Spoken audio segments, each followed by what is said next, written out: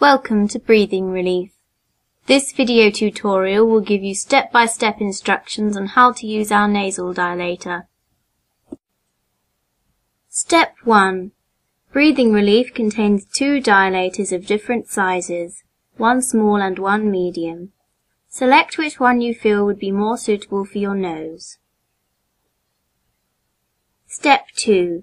Once you have selected your size, rinse under warm water for 10 seconds to soften it. The dilator has two sides, a main body and a pointer. Step 3. Place the dilator into your nose to see how it feels. Remove it and gently using your thumbs, adjust the two sides to fit comfortably and allow regular airflow. Using your thumbs, pull the main body of the dilator apart at the base, making sure it is secure in your nose. Step 4.